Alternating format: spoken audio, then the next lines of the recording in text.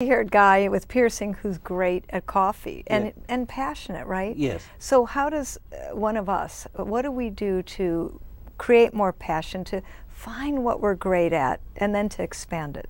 Well, you could go out and buy the Atwood's book called The Passion Test. That's Yes. a really good way to do it.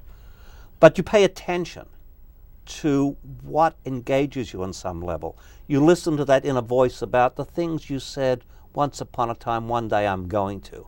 Dust those out again, that silent scream, because we keep a lot of those original goals or dreams. I don't like the word goals so much.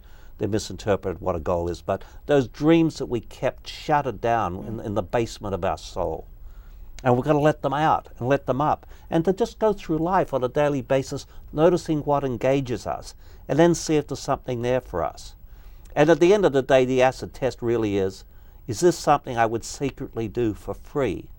Because if you don't love it, you won't put in the hours it takes to get really good at it. Yes.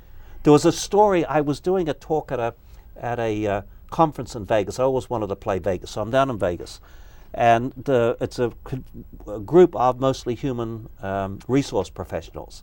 There's a woman sitting about where you are, very close. And so we're talking about this idea of whatever you are, be a good one. And we're talking about some of the lessons from Success Built to Last and Do You Matter and how great companies became great companies. And she said, well, that's all well and good what I do with my teenager, my son.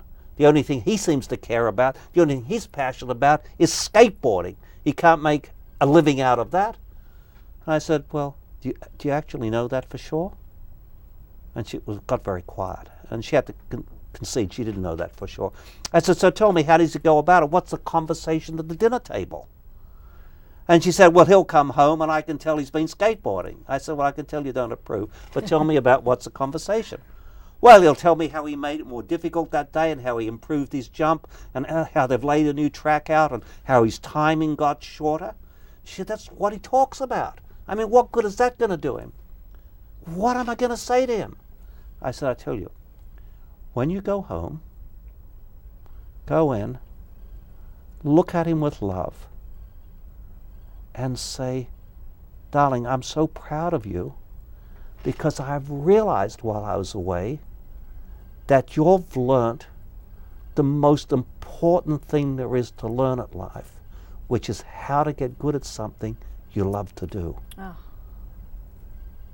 Did she follow up with you? Yeah. Oh, I would just love to hear what happened with her Well, son. she sent me postcards. She said it changed their relationship. Because she realized, before we worked this a little bit longer, she realized that he may not make a career of being a skateboarder. I mean, he might become an Olympic skateboarder or may go to snowboarding. But he had learned how to get good at something. Yes, a key to life in general. A key to life in general. I mean, if you say, what should kids come out of school with? They should come out of school knowing how to get good at something. Oh, wouldn't that be a good curriculum? That would be a good curriculum. I make pleas for this. Mm-hmm. One of my favorite characters is a fellow called Ed Pennant, who started, he's a professor at UC Berkeley a long time ago in biochemistry. And he started a company called Chiron, which is a high-tech genetic company. It was there for a long time, legendary CEO, and now he runs the Moore Foundation, as in Gordon and Betty Moore. Moore as in Moore Laws, one of the founders of Intel. And we were interviewing Ed at the Presidio, and I said, so Ed, imagine I'm one of your graduate students in the 60s, 70s, and I'm saying, I got to go out into the world. I'm suspecting it's not quite the same as being on campus at UC Berkeley. Is there anything you could tell me that might do us some good? He said, oh, yes. He said, I'm so glad you asked. He said, because I'm a great believer in fortune cookies.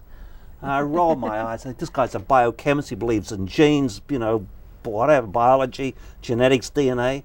He said, no, really.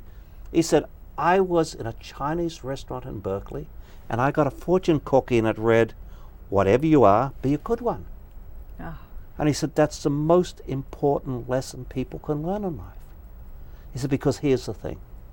If you get a job, people will notice how you go about doing it. And if they notice you're a person who's determined to get good at it, even if it's not your calling, they'll think of you as a person committed to doing something well, and doors will open.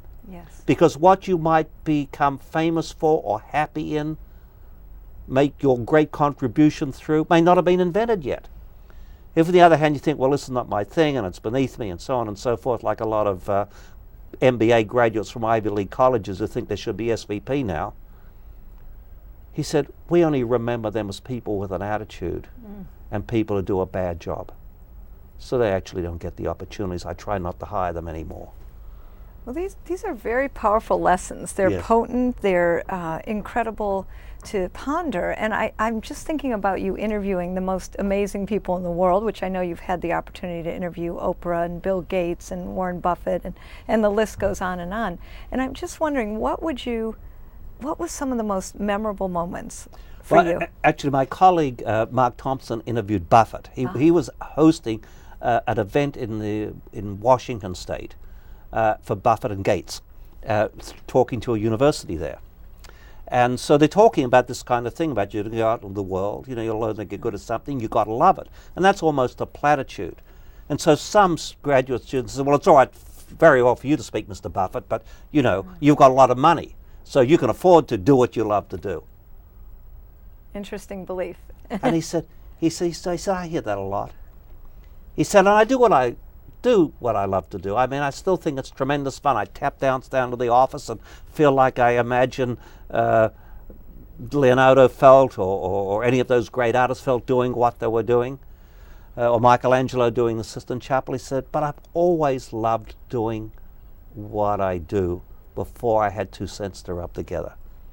That's the key, Yeah, isn't it? and he said, people come up to me and they say, well, Mr. Buffett, you know what, I've got to make a living, I've got a family to feed, I'm just going to do what I'm doing now, and I'll do it for 5 years or 10 years or 20 years, and then I'll find what I love to do, and then I'll do that. And Buffett said, and that makes about as much sense as saving up sex for old age. I thought it was astonishing coming out of Buffett's mouth, Or I'll travel when I retire, or whatever Yes. that means, right? Yes, whatever that means. Like we're going to put our life off, and we're going to compartmentalize it. And life needs all of us. Yes. And whatever it is that's going on that we're present at, we need to be present. Yes. And if people truly, if we notice what touches us, there's the thing that has to being aware of, being able to experience your experience. And one of the things you learn about, we use these words consciousness, we use these words awareness.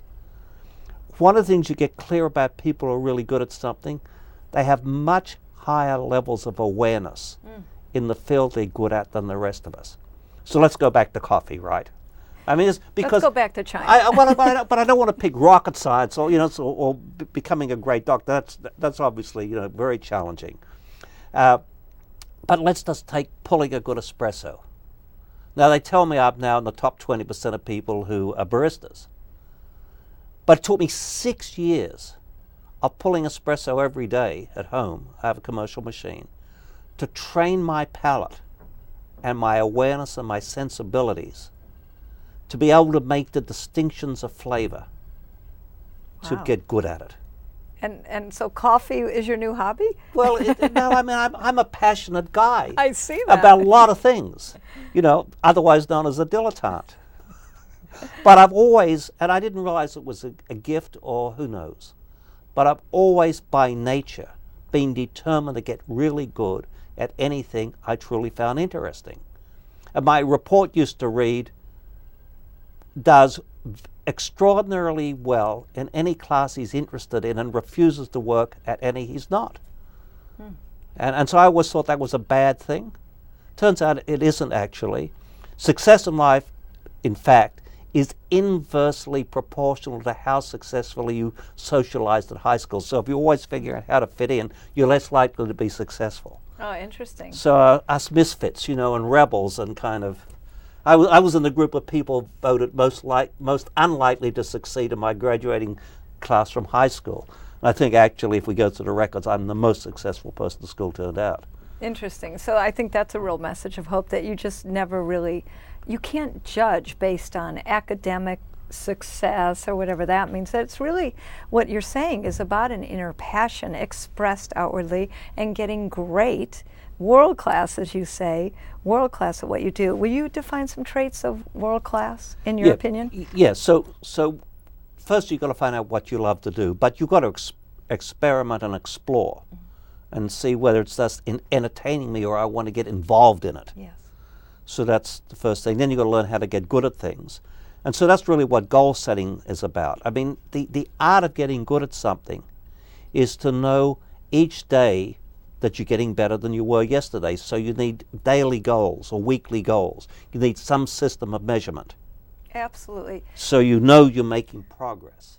Which makes a huge difference. Yes. Stuart, may I ask if we want to reach you, how is it that our viewers would reach you? Easy. Stewart at stewartemery.com.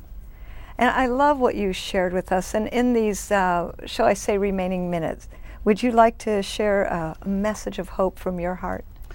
Well, the thing that touched me this week was a woman on British television called Susan Boyle on a program called Britain Has Talent. 47 years old, very plain looking, had been bullied most of her life with a disability, and she got up to sing, and people literally laughed. And she opened her mouth and sang, I Have a Dream from Les Mis. Simon, who's never won for enthusiasm, Yes. was jumping up and down in his seat, and the other two judges got up and gave her a standing ovation. She got the 3 biggest yeses in the history of the show. And before I came tonight, my wife and I logged on to YouTube to see how many hits she'd had of this performance. It was at 7,600,000 and something. Wow. Now, to put that in perspective, the best Britney Spears ever did was just north of 3 million hits. So I see this woman bullied all her life. She said she'd never been kissed. She's an old maid. She lives with a cat. All she'd ever wanted to do was sing in front of a big audience. She gets up, hits it out of the park. She's not good for somebody who has a disability and who's been bullied all their life and is very plain looking with a disability. She's good by any world standard. Yes, how phenomenal. Astonishing. And so that's the message. You know, extraordinary lives are lived by ordinary people doing extraordinary things. She started singing at 12. She put in the time. I mean, the good bad news is 10,000 hours of deliberate practice, you can get world class at anything. And in an instant gratification society, that's terrifying. But here's the good news. The moment you start, you'll have the richest experience you've ever had in your life.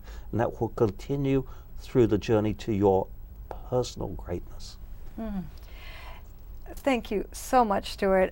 I'm so grateful. And if you'd like to learn more about Messages of Hope, please log on to jilllublin.com/messages of hope. Tonight, Stuart, you have inspired us. I know you've touched our hearts and our souls, and I'm truly grateful for you being here tonight. Thank you for sharing. Absolutely my pleasure. Thank you. And that's half an hour. I can't believe it.